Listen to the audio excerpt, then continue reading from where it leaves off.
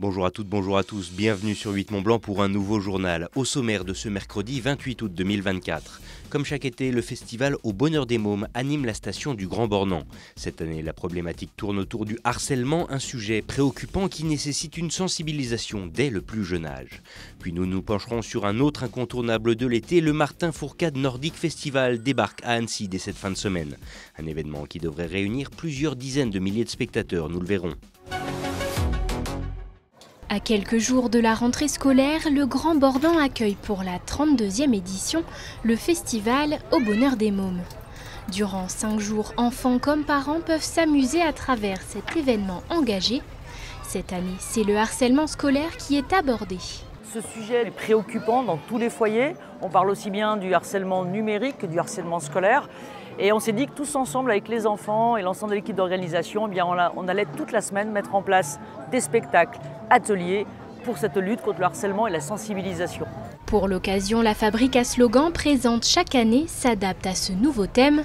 Ici, les enfants réalisent une pancarte et sont maîtres de leur couleur, de leur forme et du texte. Ils peuvent aller chercher du matériel, s'installer, peindre, réfléchir. Donc les adultes sont là pour les accompagner dans leur créativité. Mais l'idée, c'est vraiment qu'ils essayent de faire tout seuls, de créer, de concevoir. Et puis nous, on est là pour les aider, les accompagner, faire vivre le lieu. Chaque jour, les meilleurs slogans sont présentés par les enfants. Et une chose est sûre, il ne manque pas de créativité. On admire les fleurs de toutes les couleurs, c'est ça le bonheur. On a regardé des rimes et en fait, il y avait un mot dans la même famille de couleurs. Et donc du coup, ça m'a fait penser à fleurs. Quand elle me demande de l'aider, je l'aide. Et puis sinon, je la laisse faire au mieux ses idées, suivre ses idées. Je suis en train de faire un arbre et on va mettre là comme un petit poème pour représenter que cet arbre n'est pas pour les harceleurs mais pour les gentils. Associer le travail manuel à des thématiques importantes de la vie, je trouve c'est chouette parce que du coup c'est beaucoup plus concret pour eux et ils s'en souviendront, ça va marquer leurs esprits, ils se souviendront que ce jour-là ils ont fait ça et ils l'associeront tout de suite au thème, donc je trouve ça super, quoi. Ces pancartes seront ensuite mises à l'honneur ce jeudi lors de la grande manifestation Les Mômes se rebiffent. Un peu plus loin au Chinaillon, dans le village des Mômes, un stand de prévention au harcèlement scolaire est également installé. Dans ce festival qui réunit bon nombre d'enfants, l'objectif pour eux est donc de sensibiliser le plus tôt possible. On fait quelques activités sur notre stand, donc on fait un quiz avec des questions sur le harcèlement scolaire et ça nous est arrivé des enfants qui sont présentés pour faire le quiz et les activités en nous disant « mais moi aussi j'étais harcelée ». Est-ce que ça a fini? Oui, maintenant il n'y a plus ça, mais dans le passé j'ai beaucoup souffert. Donc même ici sur un stand, ils commencent à en parler. Réunissant chaque année plus de 60 000 personnes, le festival Au Bonheur des Mômes démontre une année de plus son caractère social et prône à travers ses thématiques la tolérance et la bienveillance, le tout en utilisant le rire. Face aux touristes et aux badauds, les équipes ne chôment pas sur le paquier. Fabriquées, montées ou encore sécurisées, les tâches sont encore nombreuses à quelques jours du grand événement. Car d'ici ce week-end, pas moins de 30 000 personnes sont attendues. Un rendez-vous qui nécessite une organisation longue et minutieuse. Le pas de tir est composé de 8 containers. Le village, il y a à peu près 85 pagodes qui sont installées. Il y a, j'ai dit, 10 km de câbles électriques pour l'alimenter. Les 2 tribunes, elles représentent 4000 places. Il y a à peu près 3 km de barrières Vauban et presque 1 km de barrières Eras qui entourent le village. Quasiment autant d'habillage. L'habillage qu'on essaye du coup de recycler d'année en année pour pas avoir à le refaire à chaque fois. Une liste à rallonge, mais nécessaire afin d'accueillir comme il se doit le public et les grandes stars du ski nordique.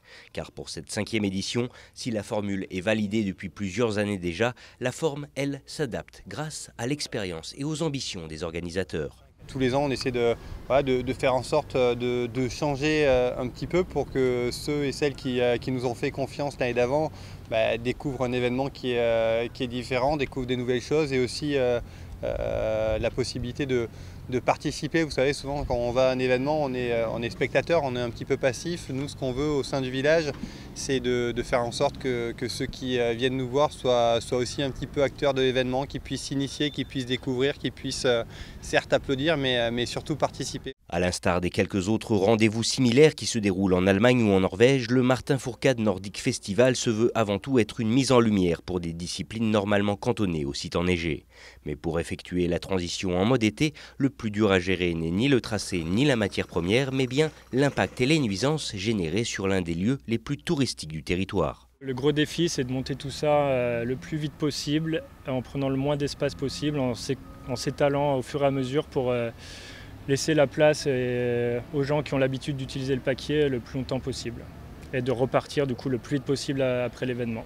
Donc ça fait des grosses journées, tout le monde est sur le pont avant 7 h et repart parfois après minuit. Si quelques places en tribune sont encore disponibles à la vente, le grand public est bien entendu convié à la fête. Les courses seront quant à elles diffusées sur la chaîne L'Équipe comme ces dernières années. Une semaine après son lourd revers à domicile contre Martigues, une équipe promue, les hommes de Laurent Guyot enchaînent avec un déplacement compliqué prévu ce vendredi à Caen pour la 3e journée de Ligue 2. Et en Normandie, l'idée sera de ne pas reproduire les mêmes erreurs que vendredi dernier.